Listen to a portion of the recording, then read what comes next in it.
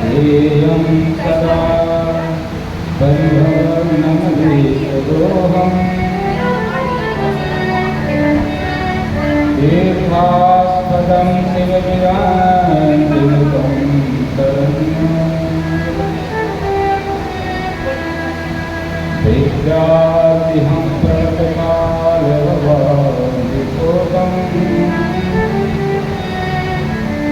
वन्दे महापुरुषते शरणारविन्दम्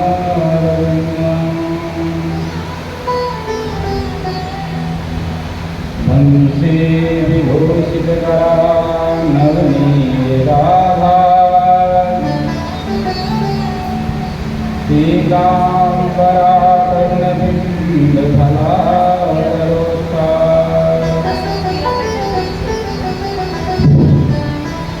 पूर्णेन्दुसुन्दरमुखाचरविन्दनेत्रा कृष्णात् परं किमपि तत्त्वमहं न जाने।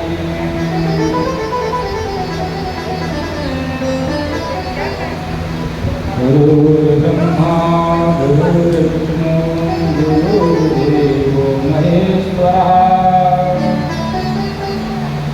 गुरुर्साक्षात् परं ब्रह्म तस्मै श्री गुरुवे नमः। लोकाभिरामं रणरङ्गधीरम् राजेन्द्रनेत्रं रघुवंशनाथं कारुण्यरूपं करुणाकरन्तं श्रीरामचन्द्रं शरणं प्रपद्ये। जय तुलसीदास महाराज की हनुमान के गोस्वामी तुलसीदास के काशी विश्वनाथ के अन्नपूर्णा माता के गंगा मैया के जय जय श्री सीताराम नमः पार्वती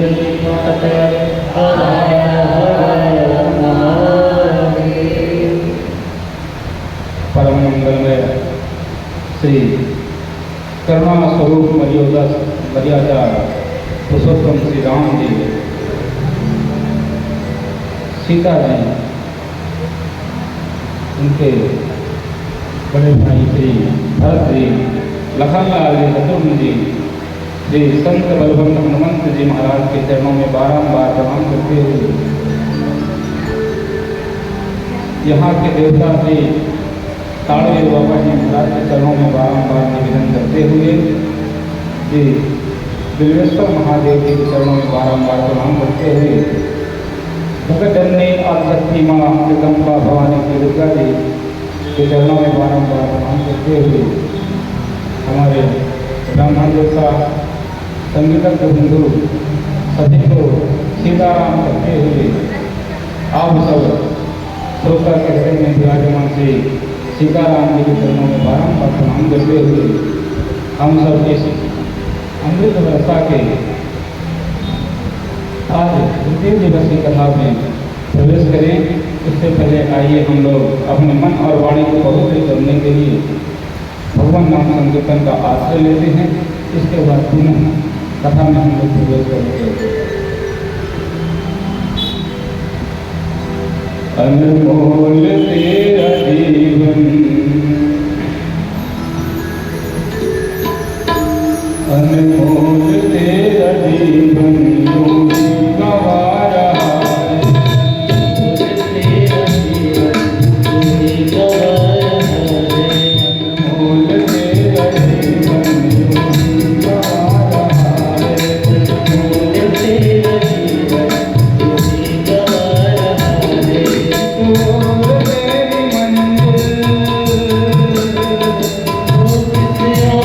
तेरी मंजिल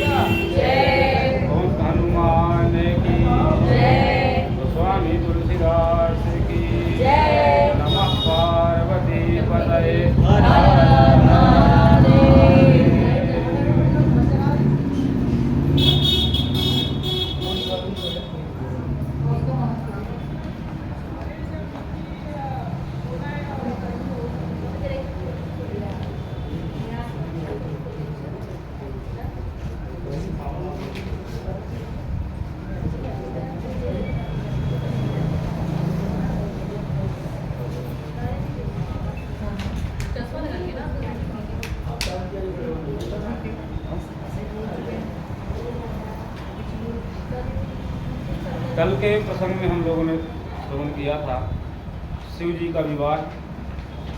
माता पार्वती की घोर तपस्या के बाद उन्हें शिव जी प्राप्त हुए और शिव जी के विवाह के बाद शिव जी सानंद कैलाश जाते हैं। कैलाश जाने के बाद कितना देर लगेगा? हम खड़े वहीं पे। कैलाश जाने के बाद प्रभु ये संतान होती है षडानन, उनके द्वारा फिर तारकासुर का वध हुआ। उसके बाद प्रभु समाधि लगाकर बैठे थे, राम नाम संकीर्तन कर रहे थे। इतने में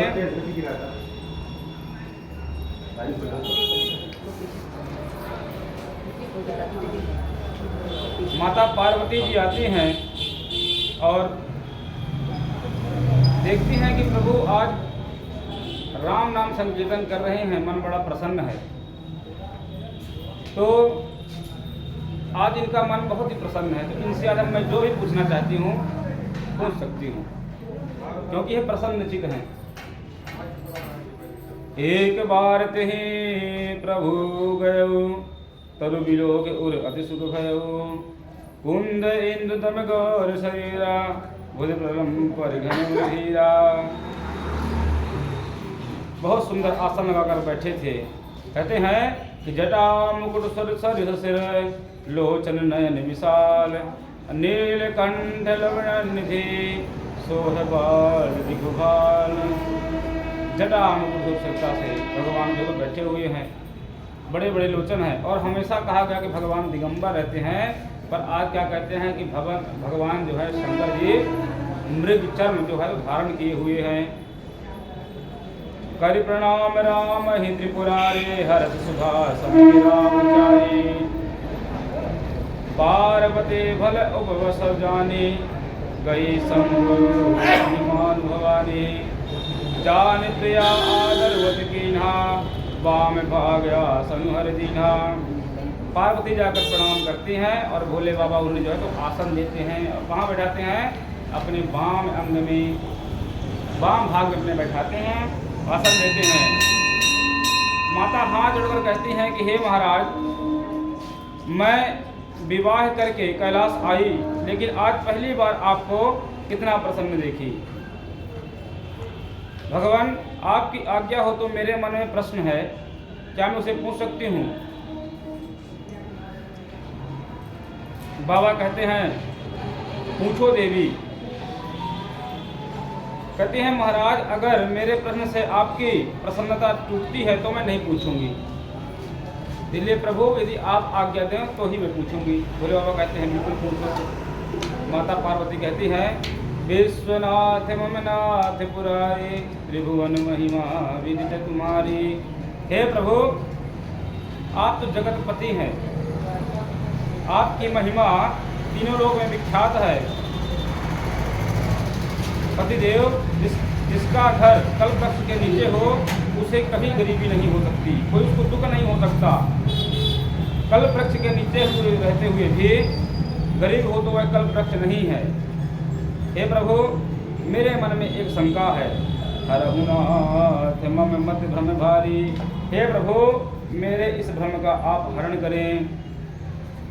कहते हैं हर सिय राम चल सब आए, प्रेम पुलक लोचन जल छाए। कहते हैं कि प्रभु, आप जब जगत के स्वामी हैं तो आप बैठकर जिस राम का चिंतन करती हैं वो राम, और जिस राम की लीला देखने मैं पिछले जन्म में गई थी, जिनको मैं भगवान नहीं मानती थी, क्या वो दोनों राम अलग अलग हैं? भोले बाबा कहते हैं कि नहीं, वह दोनों राम एक हैं। अब भगवान विष्णु तो एक हैं, पर उन्हीं को कोई क्या कहता है? कोई राम कहता है, कोई कृष्ण कहता है, कोई नरसिंह रूप में पूजा करता है, कोई बराह रूप में उनकी पूजा करता है, कोई मत्स्य रूप में पूजा करता है। कहती है कि जो राम है तो निर्गुण निराकार है कि सगुण साकार है, क्योंकि हम किसकी पूजा करें? निर्गुण की हम पूजा करें कि सगुण की पूजा करें? कहते हैं कि जो निर्गुण हो, जिसका कोई स्वरूप न हो, जो निराकार है उसका कोई आकार नहीं, और जो साकार है उसका आकार होता है। तो निर्गुण, आप मान लीजिए किसी निर्गुण भगवान की पूजा करना प्रारंभ करेंगे, जिसका ना तो आप गुण जानते हैं ना आप उसका स्वरूप जानते हैं, आपके मन में क्या छवि बनेगी? कोई छवि नहीं बनेगी। इसलिए इसका स्वरूप है, इसके गुणों को आप जानते हैं। आप आंख बंद करके जब राम जी का ध्यान करेंगे तो आपके मन में एक छवि बन जाएगी कि धनुष बाण लेकर राम जी जो है तो खड़े हैं। भोले बाबा का आप ध्यान करेंगे आंख बंद करके तो ध्यान होगा कि नीला कंठ है, गले में भुजंग है, हाथ में त्रिशूल डमरू लिए हुए हैं, मृगचर्म पहने हुए हैं। कहने का तात्पर्य यह है कि सगुण हो, निराकार हो और चाहे साकार हो, दोनों बात एक ही है। जैसे कि पानी होता है, पानी, तो पानी जो है इसका कोई आकार नहीं होता पानी का। अब छोटे बर्तन में रखेंगे तो छोटा हो जाएगा, बड़े में रख देंगे तो बड़ा हो जाएगा, समुद्र में जाएगा तो बहुत बड़ा हो जाएगा। तो उसको सगुण कैसे, साकार कैसे करें कि आकार में आए? तो उसके लिए क्या करना पड़ेगा? उसको आपको माइनस टेम्परेचर में रखना होगा, तब वो जाके बर्फ बनेगा, तब वह क्या होगा? सगुण हो जाएगा, साकार हो जाएगा, आकार के साथ हो जाएगा। निराकार का अर्थात है जो बिना आकार के हो, वो उसको कहते हैं निराकार, और जो आकार के साथ हो उसे कहते हैं साकार। ऐसे ही परम ब्रह्म तो क्या होते हैं? निराकार होते हैं। पर जब हमारी भक्ति की जो धारा है वह जब माइनस टेम्परेचर में पहुंच जाती है, जब अपने आप को हम भूल जाते हैं, शून्य हो जाते हैं, तो वही प्रभु जो है तो साकार रूप में प्रकट हो जाते हैं भक्तों को दर्शन देने के लिए। बोलिए भक्त वत्सल भगवान की जय। कहते हैं धन्य धन्य गिरजा गिरिराज कुमारे, तुम ही समान नहीं को प्रकारे, पूछऊं रघुपति कथा प्रसंगा, सकल लोग जग पावनी गंगा। पार्वती कहती हैं कि प्रभु मैंने पिछले जन्म में बहुत बड़ा अपराध किया था कि मैंने आप पर विश्वास नहीं किया, और मैंने जो अगस्त ऋषि कथा सुना रहे थे राम कथा, मैंने उसका पान नहीं किया। इसलिए हे प्रभु, अब मैं इस पार्वती के रूप में पुनः राम कथा आपसे सुनना चाहती हूँ, क्योंकि उसमें मेरी श्रद्धा है। बाबा कहते हैं कि हे पार्वती धन्य हो, धन्य हो, तुम्हारे समान कोई उपकारी नहीं। हे देवी आप परम उपकारी हो, आपने सकल लोक को पावन करने वाली गंगा के समान श्री राम कथा मुझसे पूछी। एक भागीरथी जिसने गंगा को अवतरित कराया और समस्त लोक पर उपकार किया, और वह गंगा शिव जी की जटा से बहने लगी। एक पार्वती जिसने भगवान शंकर के श्रीमुख से श्री राम कथा रूपी गंगा को अवतरित करा दिया, जो पावन कर सकी। परंतु पार्वती ने अवतरित की हुई सकल लोक में सभी के पर उपकार करने के लिए, जगत के लिए बनी। शिव जी महाराज प्रसन्न होकर कहते हैं, जिन हरि कथा सुने नहीं काना, श्रवण रंग अहि भवन समाना। नय नहीं संत तरस नहीं देखा, लोचन मोर पंख पर लेखा। कहते हैं कि जिन हरि कथा सुने नहीं काना, जिन कानों ने कभी अपने जीवन में राम कथा नहीं सुनी, वह कान क्या है?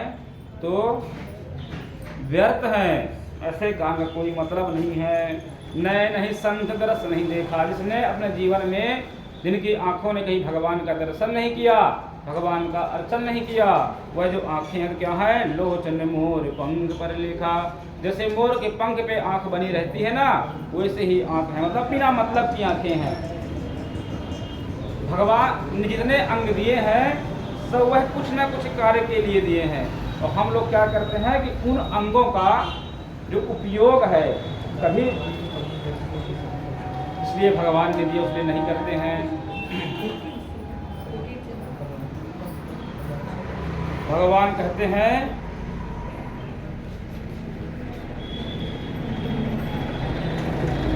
इस कारण भगवान कोई पत्तियां नहीं चाहते। भगवान कहते हैं कि प्रभु जो है तो सब करने में सामर्थ हैं, इसलिए तुमने बहुत अच्छी बात पूछी है।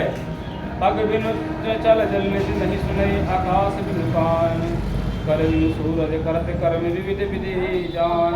कहते हैं हे देवी, ईश्वर तत्व बिना हाथ के काम करता है। जैसे जो प्रभु हैं क्या कहते हैं कि बिनु पग चल नहीं सुने बिनु काना। भगवान जो है तो बिना पैर के चलते भी हैं और बिना कान के सुनते भी हैं, बिना आँख के देखते भी हैं। राम जी को मस्तक झुकाकर श्री रामचंद्र के चरणों में प्रीति और विश्वास हुआ। पार्वती जी कठिन टेढ़ी भावना मिट गई। बार बार पति के चरण पकड़कर अपने कमल में हाथ करके मानो प्रेम रस में सने हुए सुंदर वचन बोली। आपके चंद्र किरण के साथ शीतल वाणी सुनकर मेरा जो सुहृद शरद से ताप जैसा जो मोह है नाश हो गया। नाथ धरे हूँ रण तन के हेतु, मोह समुझाए कहूँ प्रसाद किसेसु। उमा वचन सुन परम विनीता, राम कथा पर प्रीति पुनीता। हे स्वामी, जिन्होंने मनुष्य शरीर क्यों धारण किया, हे वृषकेतु वह आप मुझसे समझा कर कहिए। पार्वती जी को परम पवित्र वचन सुनकर थोड़ी देर के लिए शिव ने नेत्र बंद करके अपने प्रभु श्री राम का ध्यान करने लगे। अब यहाँ से बाबा विश्वनाथ जी के मुख से श्री राम कथा का प्रादुर्भाव हुआ, जिसको हम लोग कहते हैं राम कथा का तीसरा घाट, जिसमें श्रोता कौन है? भवानी शिवा जो है श्रोता बनकर बैठी हैं, और वक्ता कौन है? भगवान शिव जो है तो वक्ता बनकर कथा कह रहे हैं। पहला घाट था 80 घाट, दूसरा हम लोगों ने घाट सुना प्रयाग घाट, और यह राम कथा का तीसरा घाट है, जो कि है कहाँ? कैलाश पर। इसको कहते हैं कर्म घाट। क्या करना चाहिए, क्या नहीं करना चाहिए, बोलिए श्री राघवेंद्र सरकार की जय। सुन गिरिजा हरि चरित सुहाए, विपुल विशद निगमागम गाए। हरि आवत हेतु जय होए, मिथम कही जाय न कोई। कहते हैं कि भगवान के इस पृथ्वी में आने के कई कारण हैं, एक कारण नहीं है। यदि हम कहते हैं कि यदा यदा हि धर्मस्य ग्लानिर्भवति भारत, अभ्युत्थानम धर्मस्य तदात्मानं सृजाम्यहम्। कहते हैं भैया कि जब जब धर्म की हानि होती है, तब तब जो है तो प्रभु जो है तो यहाँ पर धराधाम पे अधर्म को खत्म करने के लिए आते हैं। रामचरितमानस कहती है कि जब जब हो ही धर्म की हानि, बाढ़ ही असुर महाअभिमानी, तब तब धरि प्रभु विविध शरीरा, हर ही कृपा निधि सज्जन पीरा। कहते हैं कि जब जब धर्म की हानि होती है, तब तब प्रभु जो तो विविध शरीर धारण करके इस पृथ्वी पर आते हैं। हो गया आगे कहते हैं कि विप्रधेन सुरसंत हित लीन मनुष्य अवतार। तो कहते हैं कि जब जब धर्म की हानि होती है, तब तब प्रभु जो है तो इस धरती पर आते हैं, अवतार लेते हैं। तो भैया धर्म की हानि कभी हो ही नहीं सकती, क्योंकि धर्म जो है स्वयं भगवान है। धर्म न दूसर सत्य समाना, सत्य के समान दूसरा कोई धर्म नहीं है। असत्य कौन है? सच्चिदानंद रूपाया विश्व सत्यादिहेतवे। वहाँ पे भगवान क्या कहते हैं? सच्चिदानंद। सत्य धन चित्त धन आनंद बराबर सच्चिदानंद। तो सत्य मतलब कौन है? भगवान ही है। तो धर्म ही सत्य है, तो भगवान ही धर्म है। तो भगवान कभी हानि तो हो नहीं सकती। तो फिर कहते हैं कि धर्म की हानि नहीं होती है, धर्म कभी घटता नहीं है, अधर्म जो है तो बढ़ जाता है। जब अधर्म बढ़ जाता है तो धर्म छोटा पड़ जाता है। इसलिए उस अधर्म को खत्म करने के लिए जो भगवान है तो अवतार लेते हैं।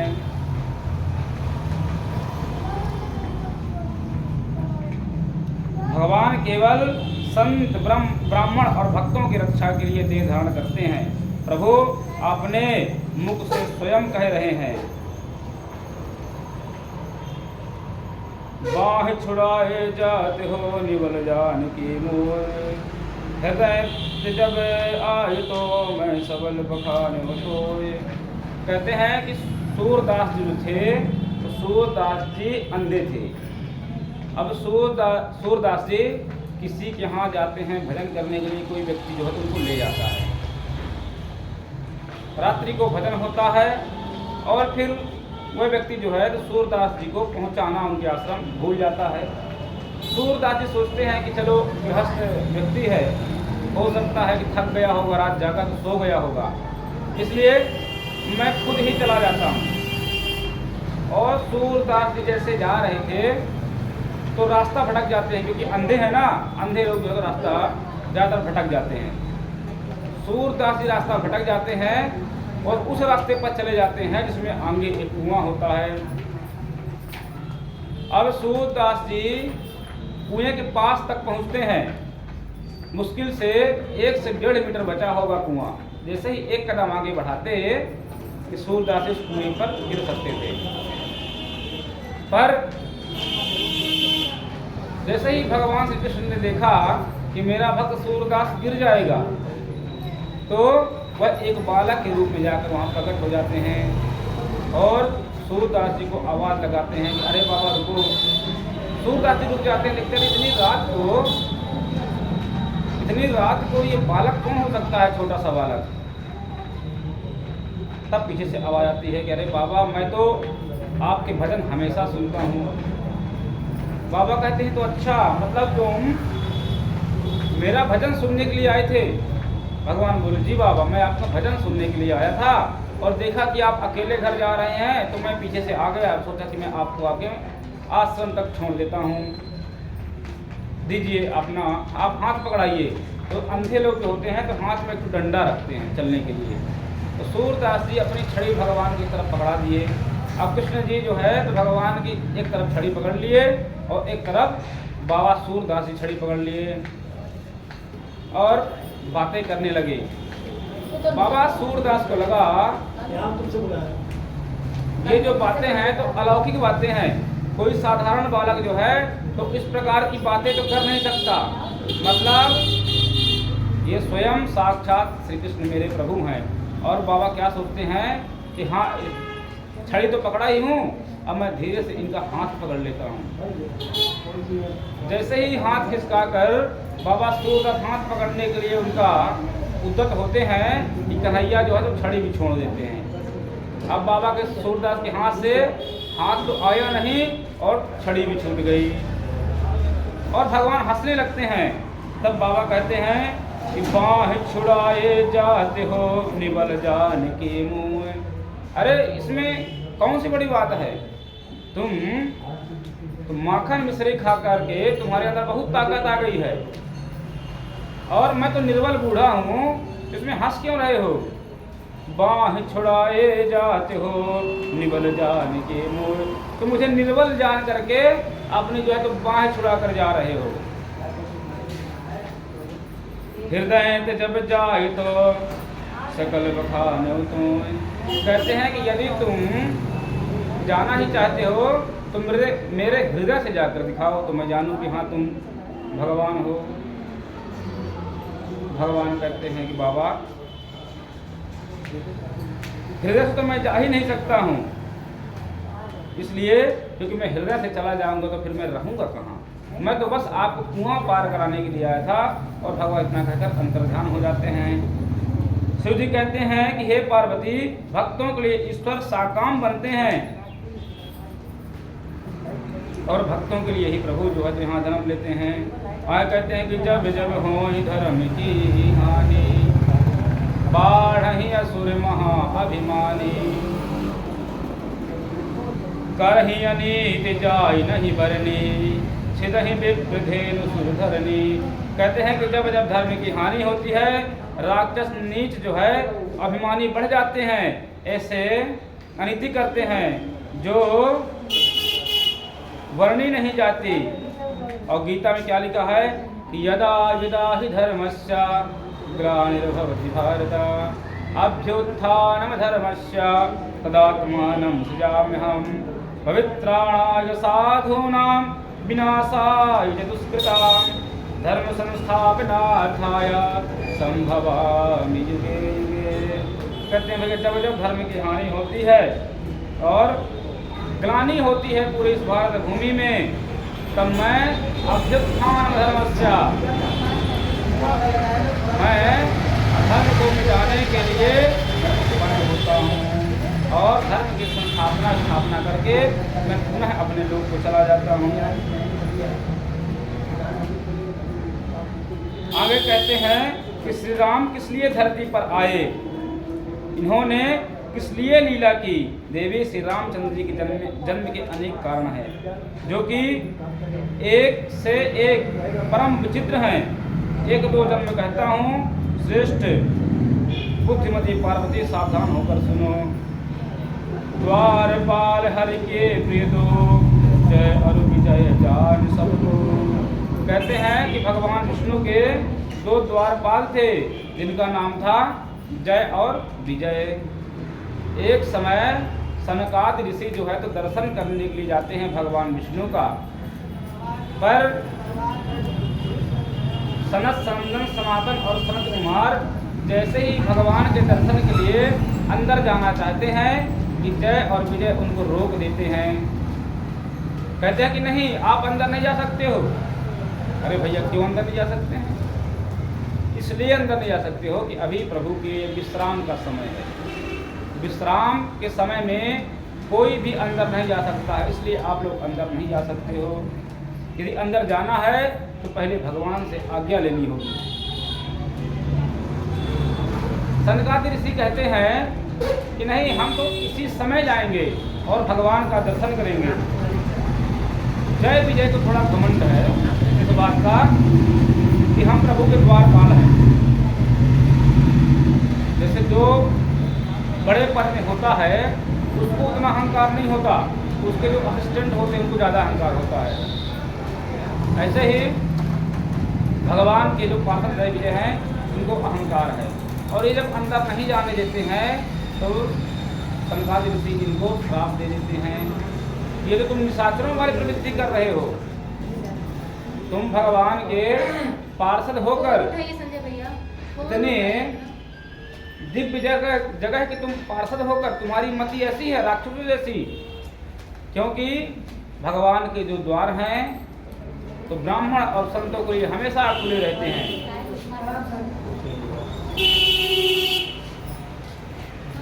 भगवान के जो द्वार हैं तो संत और ब्राह्मणों के लिए हमेशा खुले होते हैं। इसलिए तुमने राक्षसों वाला काम किया है, जाओ तुम राक्षस हो जाओ, और एक जन्म नहीं, तीन जन्म तुम राक्षस बनकर घूमोगे। भगवान सब समझ जाते हैं कि अब मेरे पार्षदों को श्राप मिला है। तुरंत भगवान वहाँ से निकल कर आते हैं और सनकादि से क्षमा प्रार्थना करते हैं। कहते हैं प्रभु इनका कल्याण करो आप।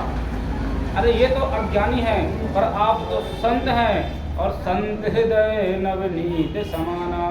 संत का जब हृदय होता है तो नवनीत के समान कोमल होता है।